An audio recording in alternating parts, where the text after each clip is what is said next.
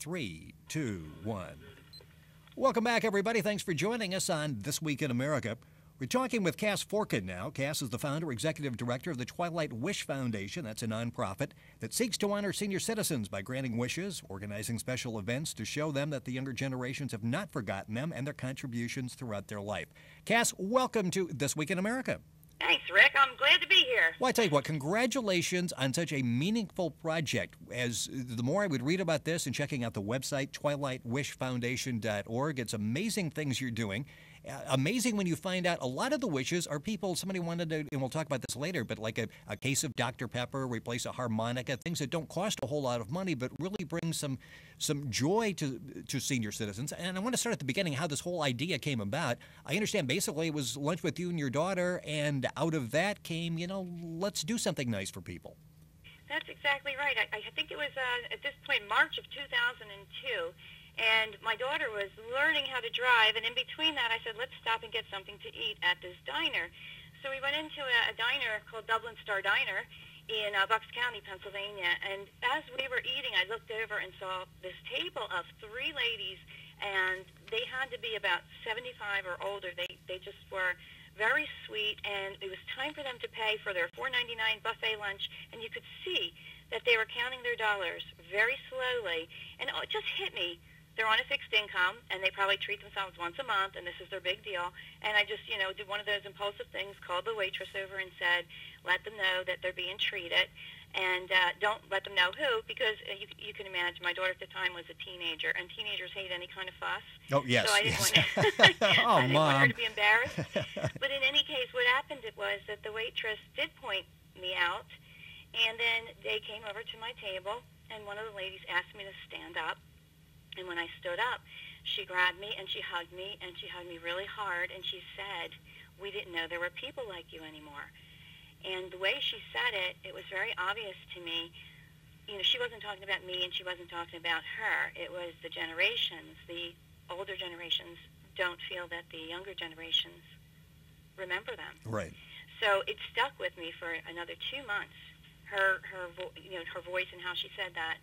And all of a sudden, I had this epiphany about 2 months later of, well, we have to have some kind of mechanism so that the younger generations can show the older generations that we remember and we care and we thank them. And I started doing research on it, and I found nothing. There was nothing out there. In 2002, I found nothing. I was amazed. I could find things for seals, and I could find things for, animals you haven't even heard of. Right. But as far as our seniors, there was nothing for joy and comfort. There were things, some for medical, there were some for housing. But again, when it comes to joy and comfort and just knowing that someone cares, that's when I knew, oh gosh, this is what I'm supposed to be doing, and that's kind of. And it's just amazingly has grown over the last few years. You're listening to This Week in America, our website, by the way, thisweekinamerica.us. You can log on to us and link on to Cass's website, which is twilightwishfoundation.org. In fact, when you go to the website, you will see people, there are wishes there, people looking for angels to fulfill these. You can do that. You can start a chapter. All the information is there. I want to talk about the criteria. Who's eligible to make a wish? We set the bar at 68 is your minimum age, because we had a focus group of seniors who said, well, about 3 years after the average person would retire, and at that time, of course, we're thinking of 65. So somewhere around 68, somebody would know what their wish was, something they'd always wanted to do and didn't have the ability to do it, whether it's financial or what have you. And that's how we came up with 68. And pretty much not be able to afford the wish themselves. So their income would be 200% of poverty level or below, which for purposes of the U.S. right now, we're talking $19,600 annual income or below. Most of our seniors are only getting Social Security, so they're in the $11,000 range for the year. And I do wonder, I'm sure you wonder, how do people live on that anyway? I don't know how they do it. So we make wishes come true for seniors. Now, we will make exceptions, too, on the age. If we go into a nursing home and we are making everybody in that nursing home's wish come true, which we've done, we were not going to exclude anybody if they're not 68. If they're in the nursing home, they're in there for a reason. And the other thing is, if the wish is something that someone can't do on their own, even if they have money. For example, we do blimp rides. Well, you can get on a blimp. Just you can't make a phone call and you can't pay to do it. There's only 20 in the world, and you need to have a special connection, and we do. So we might make an exception on the income for a wish like that, since it's not going to cost us anything, and it's something no one could be able to do on their own.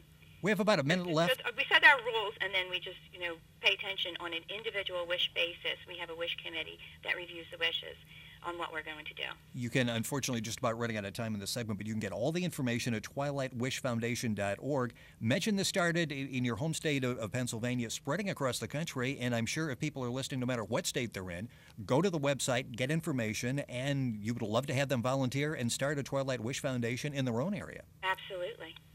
And it's very easy to do. And we're growing and we're spreading across the country. We're in 5 states, but I have people from all 50 that would love to start chapters.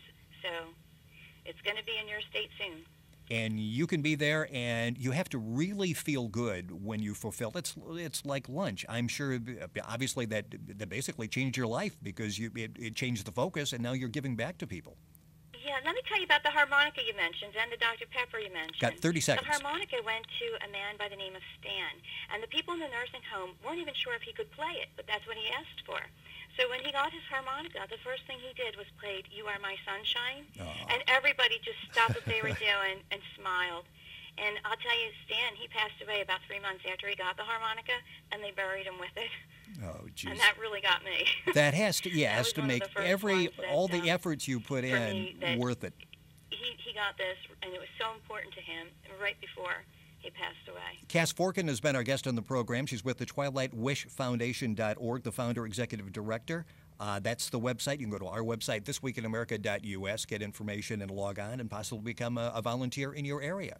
Cass, thank you for joining us. Thanks for listening, everybody. This Week in America. You.